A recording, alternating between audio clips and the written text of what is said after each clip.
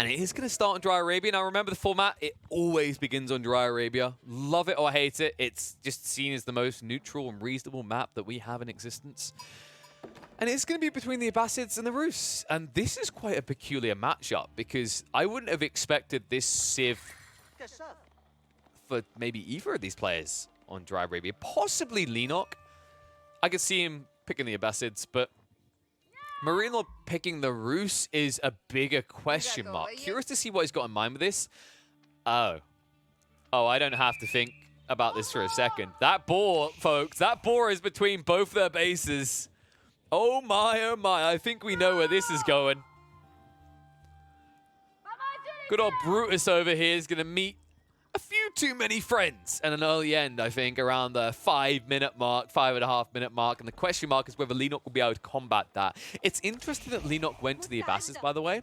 I wonder if this was somewhat influenced by his scrims with MarineLorD, because we actually cast some scrims between these two players just before the final weekend of Golden League, where Leenock would play French, and MarineLorD was actually playing the Abbasids, and he actually looked pretty damn hot with them on Dry Arabia. Maybe that's just MarineLorD at the moment looking pretty damn hot on every single possible Civ, as he is.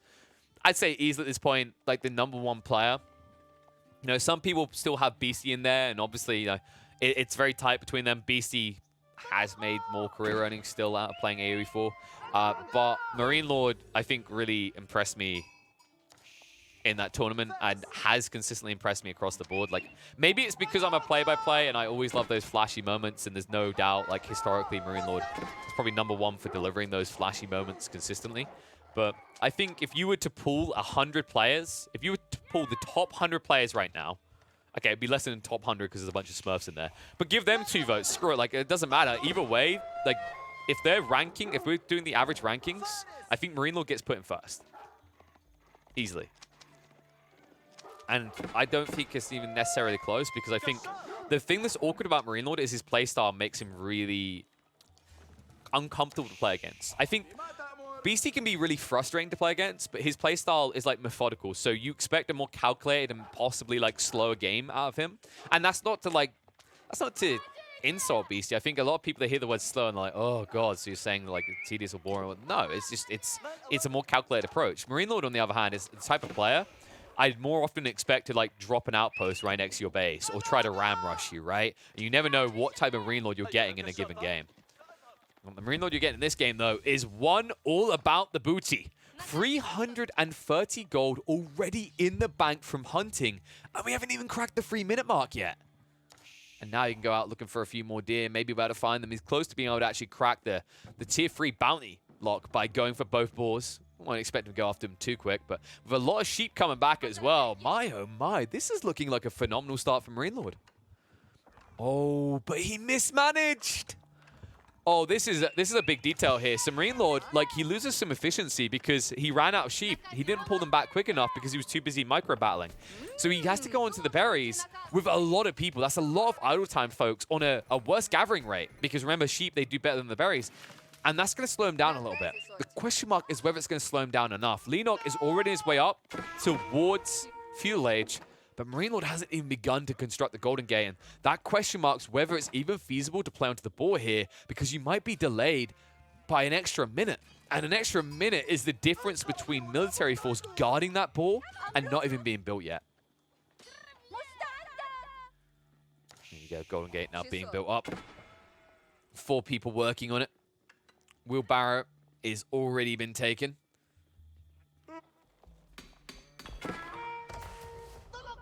Nothing unexpected over here from Leenock. And Leenock, I think he understands, like, he probably felt quite confident about the state of the game when he brought back 12 sheep. So, like, he knew there was going to be some denial of equity. And I think MarineLorD did show that scout with all the sheep following away from the base. So that definitely stings him a little bit. And Leenock might be aware of it. He definitely is now. When he sees this timing, like, this makes no sense to him. Like, look at the progress on the Golden Gate. This is not a tight timing. Like, for a player that clearly got the vast quantity of the bounty, something that Leenock is probably all too aware of here, it's odd to now look into your opponent's base and see that at 4.5 minutes, he was only a quarter of the way done with the Golden Gate with 4 people building it. So this should make Leenock feel a little bit comfortable.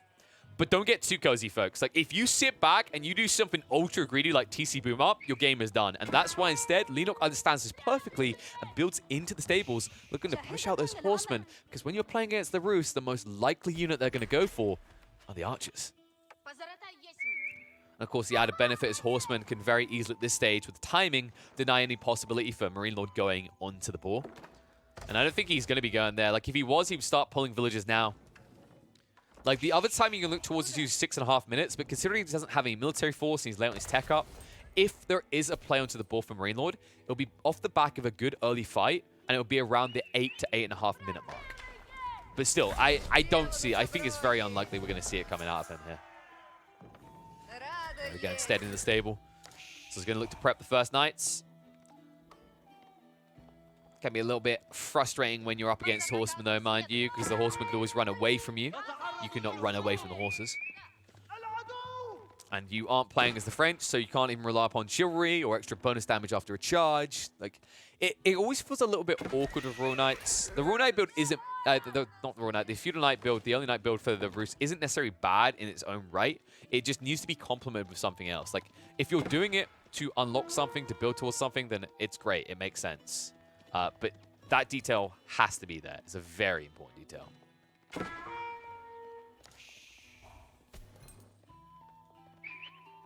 Just realized I didn't even have this stuff showing, so apologies for that, folks. Let me just quickly fix that. I'll try and edit that out so that wasn't ruined. Hopefully you guys weren't looking. Apologies for that. My scene was on the wrong scene. I'll fix that now, though. Whoops.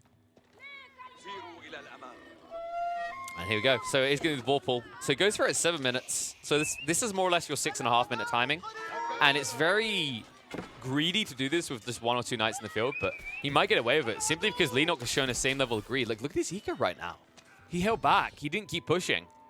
And that is an important detail. Leenock, he tried to go for the secondary TC, so MarineLorD is going to get away with a greedy move. Okay. That ain't good, folks. That is not good if you're a Leenock fan. You make this greedy play because you assume MarineLorD is locked out of the ball. But now that he gets it, this is where you can start to build eco fast, and as a result, build a military force to complement it just as quickly. This is uncomfortable.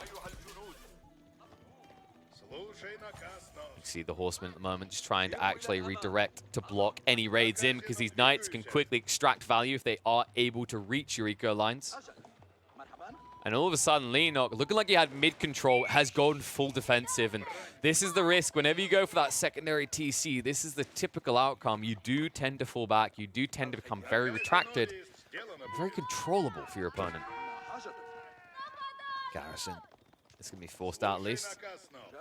Heavy damage to the scout, but no units lost just yet. And now the proxy base, the triple archer range. Oh, folks, I don't feel good for Lee now. The blacksmith has already been stacked as well. So MarineLorD, he'll look to prep the gold exchange via trading wood to get into the siege engineering. And then it should be rams in the next 5 minutes. For the time being, he'll prioritize the wood just to push out the archers. And honestly, he's reaching a stage where he could probably support 4 archery ranges by 10 minutes.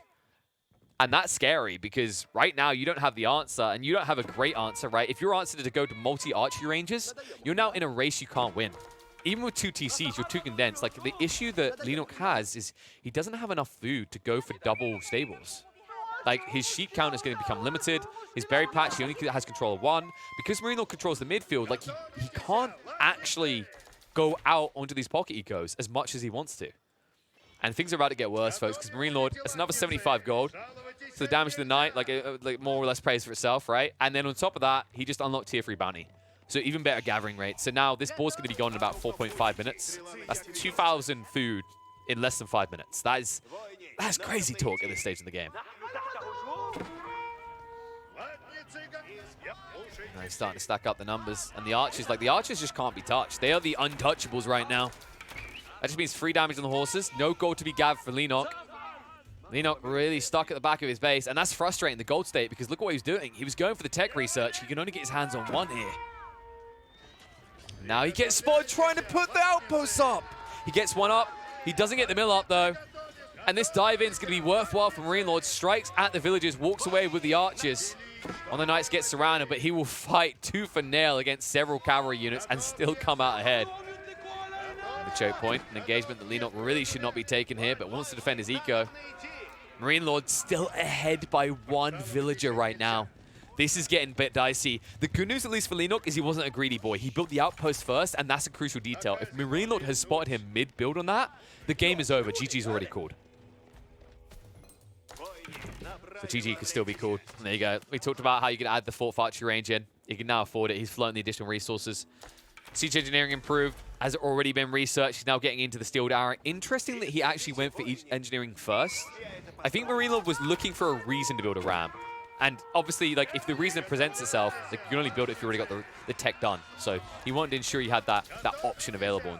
Oh, out of all the options, Leenock, this is not the one to take. He's trying to guard the berries, but like the gains for each round of battle that you're going through here, I feel like you maybe just about make back from the berries what it costs you in units lost. It's not a good trade. Maybe the upside you could justify this with is that you're on your gold. But like right now, I don't think tech is your limiting factor. I think it's troop count. And you can't afford anything. Not at this rate. Gold will be done again. He'll move around to that outpost location. And he has got a ram this time, so it won't take too long to get through it, mind you. Lee, I am having my doubts now. So in this situation, you need more melee units. And I think, yeah, he went for the secondary stable at the back, but you're countered by the Knights. It feels weird to say because there's so many archers in the field.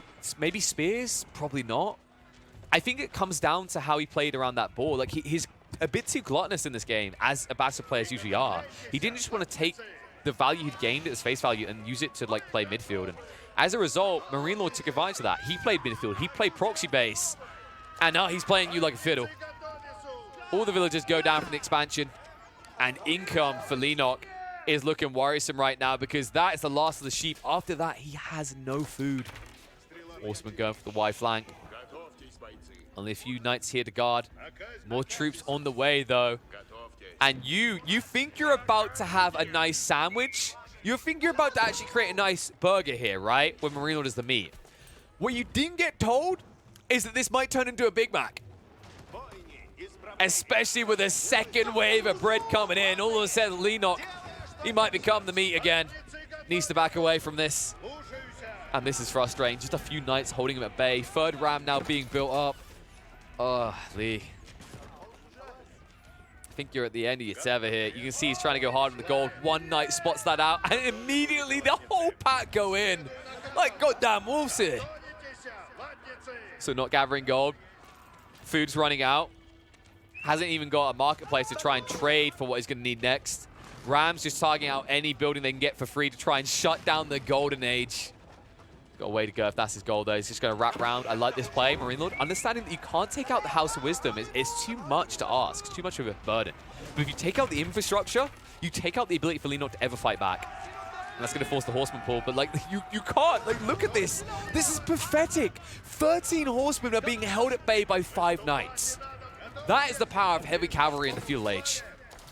And this is what I was highlighting earlier. Like, if you just push Knights alone, you lose the game. But with this many archers behind them, they're just a tanky front line. And look at the villager pool. Leenock trying to stay alive. Pulls out. Chases forward onto the Rams, looking to torch one down, but the trade out, it's going to be a massacre here. MarineLorD up at 45 eco. Leenock quickly going to start to shrink as each villager is being targeted down. Horsemen trying to envelop, but even if you survive this, the damage done might be irreparable. Knights still cleaning up the Horsemen in the meantime, and the Archers trading their lives for villagers. They might cost more to build, but you can build more Archers than you can build villagers in the same time frame. And you can see that Leenock is in trouble. The Horsemen are all gone. The villagers are in no man's land. They get through 900 eco worth of wood military aggression. But what is the eco damage done here? Over a 10-point lead now from MarineLorD. Archer count more or less neck and neck. The Knights are finally cleaned up. Finally, Leenock looks like he can maybe get a break, but then the second wave comes in for MarineLorD. The reserve troop has been deployed. And Leenock, the only thing you're going to be deployed to is the afterlife. Every time every moment Leenock looked like maybe he had the count, maybe he finally had the lead, MarineLorD says no and shows up with a whole new line of aggression. Oh, now proxy stable. Okay, this is getting insurmountable. Folks, Leenock just threw away everything there just to try and survive. His income, like, it's a problem. Like, the food, like, where are you getting it now? Well, you're out sheep. You haven't snuck a proxy base. This backside berry spawn could actually be a tomb of your own design, because you'll be pinched in the corner. Thanks, trying to rush up an outpost. Knight is at least going to be forced away, so MarineLorD has eyeballs on this. Immediately reacts by going into the ram. Says, okay, now if I kill 6 villagers when you try to kill this, it's a worthwhile trade. Even 3 will feel good for him. Because that's the other thing that maybe gets lost in translation. Whenever we talk about this build for the Rus, both archers and rams cost a lot of wood, right? But you get 20% more wood. So the actual cost of these rams is quite deceptive. Most civs are paying that full price, but any civ that gets better gathering rates or just extra drop-off via influences or supervise, whatever it may be, like the cost to them in a real eco on eco scenario is lower. And that's why it's so easy for MarineLorD to keep doing this non-stop. The crazy part is his income on wood is higher, despite the fact he has 7 less villagers on that wood line than Leenock does. Rams moving in for the outpost. Knight's chasing away the villagers. Oh boy, oh boy. Still no textiles. Archer's now diving past the outpost, as that outpost hasn't even got upgrades in it. He's going to try to garrison inside, but I wouldn't recommend it, because that's just 2 villagers sent out that will never make it home. Rams get rid of the outpost. The archers will clean up the villies. Knights are going to fall, but once again, just a worthwhile trade for MarineLorD. Like, look at it. It's almost a 20-point eco league, despite the fact that Leenock has been on 2 TCs for a long time now, and MarineLorD is still just playing 1. And now the chase through. Knight round the backside. The GG instantly gets called. Leenock realizes without the berry patch, with the massacre that happened there, that he didn't even realize until he was 5 dead. It's too many dead in the eco lines, the Abbasids, for them to rise as an empire once more. Game 1 going to MarineLorD. What a way to do it. Dude, that was styling, actually. Like, that was... I mean, the way he played that, like, being allowed to get the greed the way he did... I'm not sure if he had full scouting vision on the way that Leenock played after the first few minutes where he went into the secondary TC. I imagine he did actually get a glimpse of that, and that's why he went for the proxy boar play. Because he realized that Leenock, despite the fact he went for an early stable, he wasn't investing in that stable. He wasn't double downing on it and finding a way to win off of early horseman aggression. And MarineLorD, you know, he's a very methodical player when he wants to be. You know, we talk about him as this archaic, like, micro god, but he also thinks on a deeper level, like, okay, how can I exploit what you've done? It doesn't need to be an exploitation in an aggressive sense. It doesn't need to be or a military sense. You can be aggressive, but it doesn't need to be militarily. Instead, this was economical aggression. He played mid-map for boar control. He used it to then leverage a proxy base, and he pushes in. And I think this comes back to Leenock's decision to rush the second TC. Yes, it wasn't the quickest TC we've seen built by an Abbasid player, but in the context of the game, it felt rushed. He needed to wait another 2 minutes, and he needed to push out additional horsemen in the meantime to block the potential for MarineLorD to boost his eco at the 10-minute mark. And what a matchup as well. Leenock, it's quite interesting. I've seen a few more players doing this recently. Picking the Mongols on Altai has always, in my eyes, been a complete gamble, because you don't know what kind of spawn you're going to get. Some of them are brutal, and these ones are pretty brutal. So he finds the stone to the west side, but west side, east side, like, doesn't matter. I'm not in a London gang. All I know is either way, this feels uncomfortable. Like, these Uvus are very far out, and they might be exploitable. The good news, at least for Leenock, is he did get the wood, gold, and deer close by. So if he crosses the deer in towards the TC, he doesn't need to worry about pastures too soon. But it does make me worried for his mid game, because one of the big problems when you build your base like this, against a civ like the HRE as well, is that they can just quickly castle boom, and they will beat your timing. And if they beat your timing, they just push man-at-arms out, and they just separate you like this. Like, with your Uvu being over here and your base being over here, there's vulnerability points in between. Whether it's villagers running out to build new infrastructure, whether it's sheep running back from the pastures, like, there's going to be an opportunity here that Leenock has to be very careful about. One thing I definitely do not want to see Leenock do is the Silver Tree build. I think the Silver Tree build is quite the bait in this matchup. Some people think it can be quite strong, but I disagree entirely. I think the Silver Tree build leaves you very exposed on a trade line to being man-at-arms spammed. So if he's going to play this, like, if he's going to play for a quick castle, if he's going to try and eco-boom up, like, don't hang around in feudal, don't go for Silver Tree, just go for your Yam, Deerstone, and move up as fast as possible. Now, that being said, one thing that might encourage him to think Silver Tree could work is that if you're just going to rush castle and you're going to push Lancers once you get there, then having a Deerstone has no value. But I think the economical value of increasing the villager movement speed in the meantime makes it worthwhile. Interesting choice here by Leenock, by the way. He did go for the racks early, so it looks like we are getting an outpost rush. And outpost rushes against the HRE, well, this is actually where the Mongols can be quite good. Compared to the English, when English players outpost rush, they look to end the game. The problem with that is that trying to end the game off of early aggression, which usually ends up being rams, against an HRE player is incredibly difficult due to the fact that they have this, the emotional repairs. They're able to offset a lot of damage. What I like about the Mongols' approach to outpost rushing is it's not about killing your opponent straight away. It's about starving them. It's about denying them eco, and has to be said, there's a clear target for Leenock if he wiggles his way in here. Both wood lines forward of the TC for MarineLorD means that 2 outposts could actually just block him off wood entirely.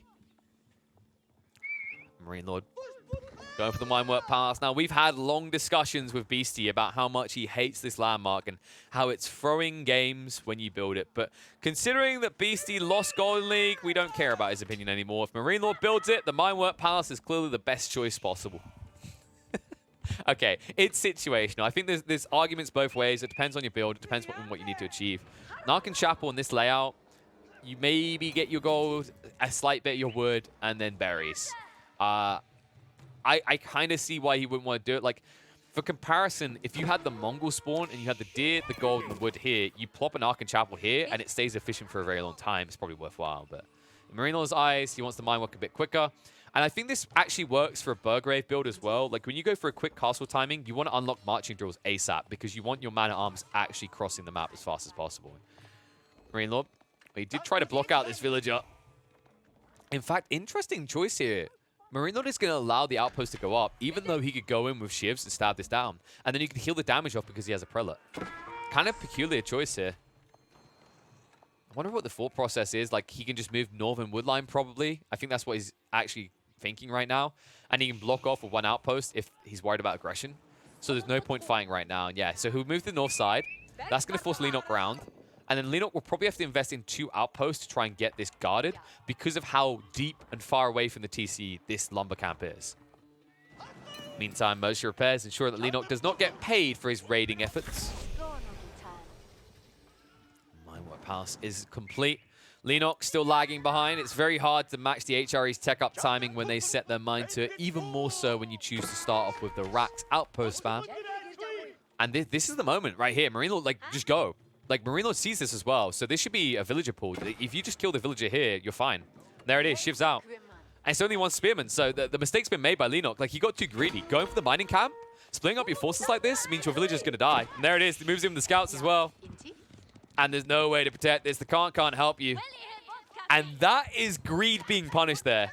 The irony when an HRE player gets to punish someone else for a greedy play. Oh, that moment's not going to be lost on MarineLorD. Leenock will wish that his opponent had lost that moment and not realize it was a possibility. And what was it for, really, is then what you got to question. Well, so Leenock is blocking the gold, and this seems like a thumbs up, a good move, right? Because, you know, he's an HRE player, he wants castle. That is true. However, an HRE player can build his man-at-arms now. And as long as he's not throwing them away in stupid ways, like diving TCs or just running them through arrow fire and not reacting, it's just a delayed investment. He'll use a few man-at-arms to get rid of these spears, he'll get back on his gold, and then these man-at-arms will later on realize their full potential when he techs up the castle.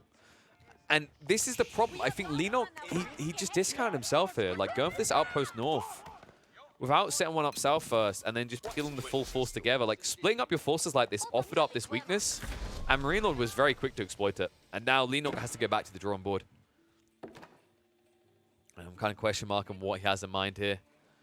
You could try to just castle rush, but just castle rushing against the HRE, it's not a comfortable state of affairs, especially considering this, like, where you're at now, right? Like, if you think about what MarineLorD invested in militarily, he built 1 man-at-arms. He spent 120 resources.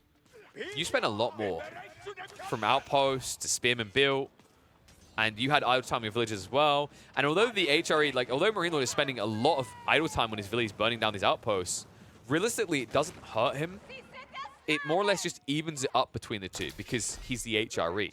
He has a 40% increased gathering rate on a big chunk of his eco.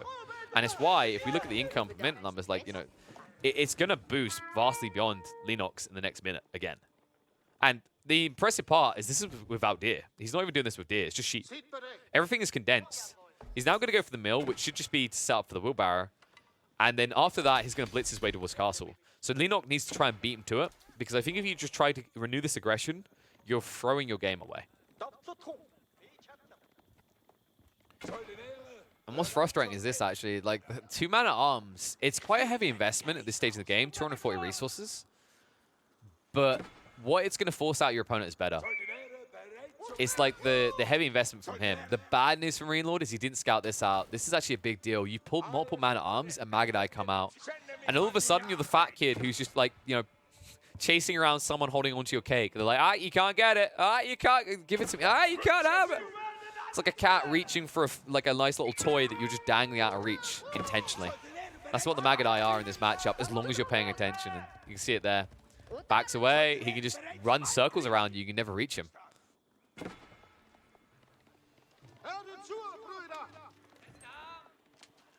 MarineLorD. I think this is where you just want to get back to base. Just go castle as quickly as possible. This was one of my worries, is like when you go to man-at-arms, like if you take too long to now get to castle, if enough Magadai are in the field, it ruins your plan because HRE don't build archers. But instead of MarineLorD thinking, okay, so I just need to rush castle and then just throw away man-at-arms left, right, and center, he actually goes to the archer range. And I got to give props to him. Like, a lot of HRE players don't do this unless they see spearmen from their opponent. And although we saw spearmen early on from Leenock, he stopped building them. So there was no justification. But when you're up against Magadai, you have to take this choice. Like, Magadai, they have crap range. You can see it there, 3.5 tower range compared to 5 on archers. And they're more expensive. 120 resources compared to a measly 80. Yeah, keeps all the man-at-arms alive. I think this is going to be key to MarineLorD if he wants to win this game, is what he's done here. I think a lot of players should be taking note from this. When you push early man-at-arms as the HRE, don't waste them. Don't throw them away. Like, look what he's done. He hasn't necessarily killed off eco or killed off a million military units or burnt buildings down with his man-at-arms so far, but he's delayed the aggression coming into his base. He keeps running to Leenock's side. Leenock doesn't have enough troops to kill him, and then he runs back and heals. And the importance of this is that you're eventually building up a critical mass while offsetting the aggressive points of your opponent. And Leenock is now in an uncomfortable situation where he can't necessarily gain value out of these units he's invested in. He just has to make his way up. And if you're forfeiting that you have to go castle in the end, like, I would realistically look at the cost associated with both sides' military force right now. This Magadai investment is heavy for Leenock. 120 resources each. You can at least offset some of that with the stone production, but that just means that when you do reach castle, your power spike is delayed because you don't have surplus stone to double produce the castle age units. So if you think about it, like, he built 4 spearmen, I believe it was. He built 2 outposts. Well, he built 1. He attempted the second one. He lost a villager in the process. He built, is it 6 Magadai total? I think it's been 6 Magadai total. On the other side, MarineLorD has invested more. Yes. He's invested 120 per man-at-arms and a few archers. But these man-at-arms won't be discounted. They will keep value as we move up, because when you're an HRE player, you want to build them anyway. And they're great diving tools at the beginning of Castle Age, because with this unit now in place, with his tech up coming through, if he's in position to start diving the military district, the issue I now see for Leenock is that he won't have enough crossbowmen to stop him. That's one of the problems. Like, people are very quick to say, oh, man-at-arms suck because crossbows, Mongols just beat you. Yeah, but they have to get them. One crossbow does nothing. One crossbowman just dies. Like, it's glass cannon logic. And now these archers, like, look at the value they're finding. The Magadai, another issue Magadai, it's not just the short range, it's the fact that you can't choose your target without stopping moving. And wow, he blocks the outpost as well. He sniffed that one out perfectly. So that'll be denied. More aggressive outposts coming out, but I'm pretty sure MarineLorD just pulls 2 archers and kills this villager before he constructs, right? In the meantime, MarineLorD, he's guarding on this relic, so he's playing for his power spike, right? He wants that gold gathering as quickly as possible. Step readout was already built by Leenock, so it is now a Castle Age fight. MarineLorD looking to step his way back. Leenock. I'm not expecting these Magadai to get upgraded. They're a throwaway force now because archers have started to come out. Wololo. Leenock, that's too tight. Woo. Okay, he saves the Magadai. Scout has converted to a new cause, and the archers are now going to march across, so he's at least going to delay the second relic, but one is definitely getting banked here. And Leenock needs to switch up soon. Spearman ain't going to be it. Man-at-arms are on the way, but these man-at-arms are not going to trade well against the HRE. Remember, they have so many upgrades. And also, they're getting their blacksmith upgrades cheaper due to the minework power. So, overall, uncomfortable state of affairs for him. Monastery is at least going to be blocked out, but archers are going to keep pursuing onto the Magadai. Should keep Leenock at bay. And I don't expect Leenock to invest in more Magadai anymore. Yeah, it's just going to be the crossbows.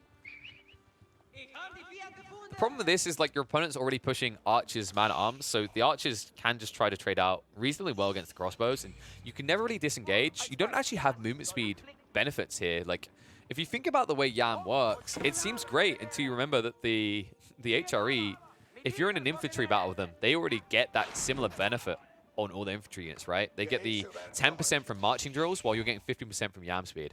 So you don't really have that big movement speed edge you would against most matchups when you're going for non-cavalry compositions. Villager does get blocked from getting the second outpost up.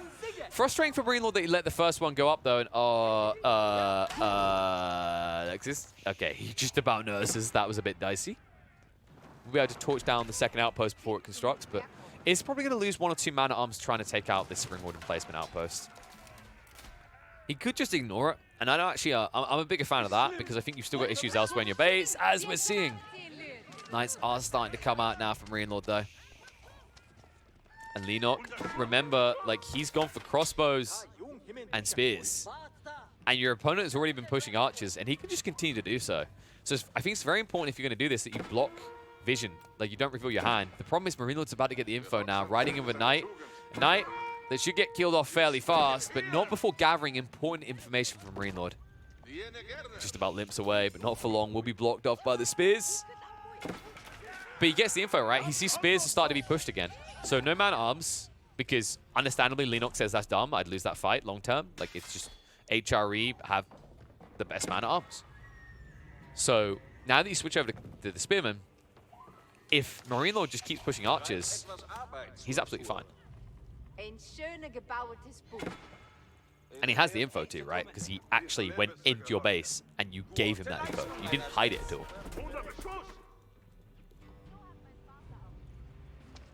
Speaking of archers, still being chased down as a Magadai. Looks like they're pretty much done now. A little bit of health left. They maybe pepper a Knight down as MarineLorD is looking to throw away one of his chivalrous lads. But income-wise, this is where things start to get a bit skewed. You can see on the numbers right now. The only way that Leenock keeps up is if he goes into the temple and picks up relics. But the problem is that that value has already been discounted, right? 2 relics have already been banked. I think a third one is, in fact, even on the way. Like, we got 1, 2... Where's the third? It's on the way. So you can't really even play towards that now. Interesting choice, by the way, from MarineLorD to build the monastery. Most players won't do this because you can just bank these relics in your outposts, but some players have actually started taking Benediction as well as Devoutness. Or Devoutness, rather. Devoutness is pretty solid here. You can see it gives the extra 10% gathering rate. It's very efficient when you're eco-capped. At this stage, less so. Benediction, though, can be phenomenal if you're looking for aggressive expansions or if you're looking for, like, a quicker tech-up timing.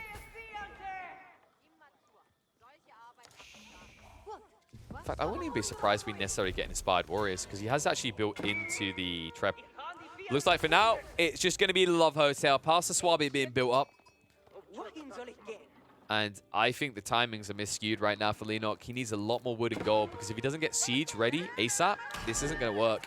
Spiral defenses are already in place as well. Like MarineLorD, he's got his first one out in the field. So Counter Siege already being built up, and I've got to give credit to MarineLorD. The way he done this, like the delay in Leenock's timing meant that he wasn't able to creeping siege this.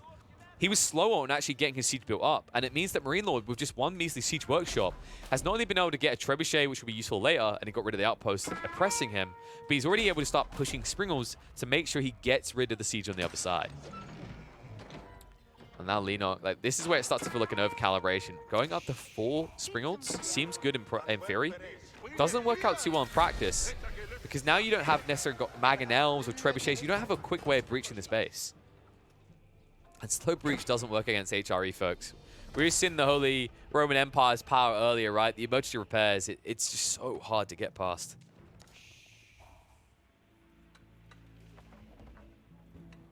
Outpost going up. Doesn't give that movement speed over to the siege anymore, but is a strong defense with the Springald emplacements and will allow you to control the flow, or at least even up the movement speed difference between you and the HRE here. As quickly as they're built, they go down, and there's no way you're getting Springalds up. And that's what makes this ambitious. He's done it in outpost vision. So second Treb shot comes in, and that's 100 wood just gone. Magadai as well, that's 120 resources just gone.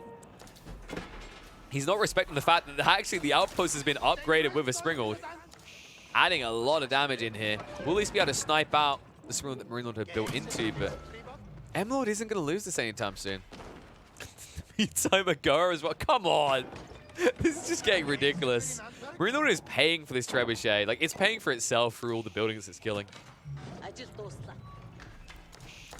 Now he's trying to get a shot on the traction treb. Culverin coming out. Big boy in action here.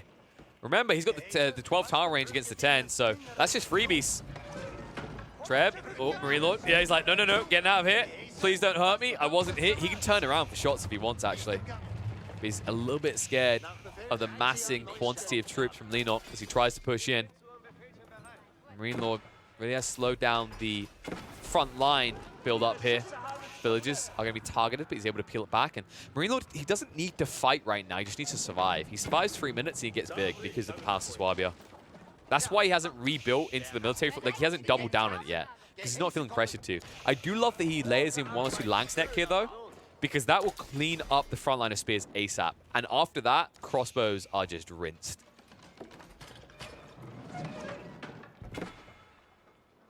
Two Culverins now. Ooh, wow.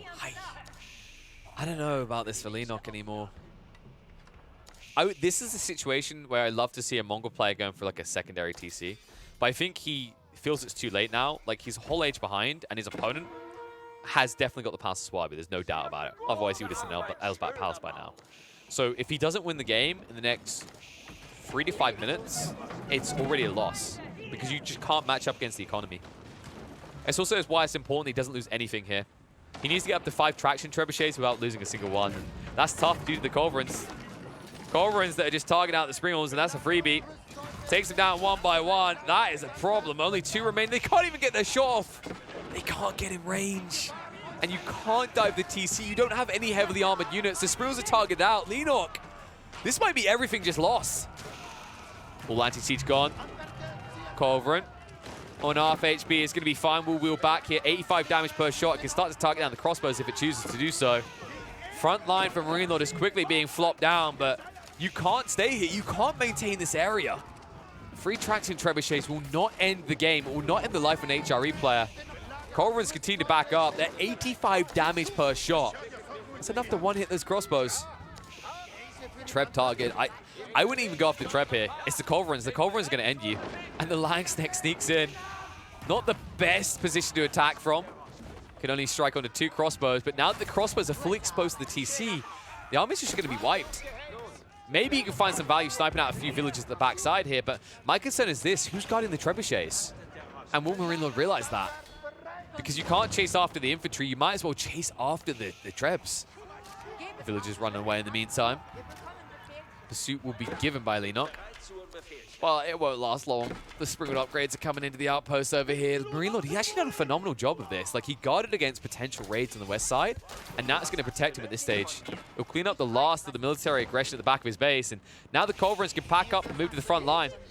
And the Trebs just have to pack up and leave entirely. Might be a little bit too slow on their retreat, in fact. Oh, the way they're retreating. Oh, wow, that's a freebie. Leenock, he wants to get rid of the outpost, but mistakes have been made here. The keeper's being built up. It's going to be too late. Leenock can't stop him. Wow. I'm kind of at a loss now for Leenock. Like, this was it. This was everything for him. he either got in and he put an everlasting dent into MarineLorD's base, or he loses the game. And you know, Leenock, he's slowly saving resources up, but for what? Like, what can you do now? If you go for Imperial from this position, with your military force weakened the way it has been, MarineLorD will just rush you. Because he's still got premium units, still got the Culverins to deal with any siege, and he can now get back into Trebuchet production if he wants to. Leenock, you can see he's trying to wrap ultra wide, but MarineLorD is already wise to an outpost being built up on the flank. And Lee, where are we at on the gold situation? Well, the gold vein isn't going to drop anytime too soon, but I feel like you've got all this wood. Just build a secondary TC. Like, you could maybe turn this into recovery, but you're waiting too long. And now the Langsneck rush out. 8 of them, only Langsneck now. Your hand just got heavily discounted. Your frontline can't hold against that. You don't have Mangonels to counter it. You've built crossbowmen that cannot even run away. And that's going to be the army wiped. I mean, Leenock, it's back to the drawing board, my friend. The forward infrastructure is all going to be going flopsy-doodle down. No second TC being... I feel Leenock's just tilted. Yeah, there's the GG. I can't understand the wood gathering otherwise. Like, I think he's been lost for a few minutes now. Like, he accrued a ridiculous quantity of wood and had no way of really using it. He didn't see a way back into this at this stage. Calls the GG, and it ends up being a quick 2-0 for MarineLorD.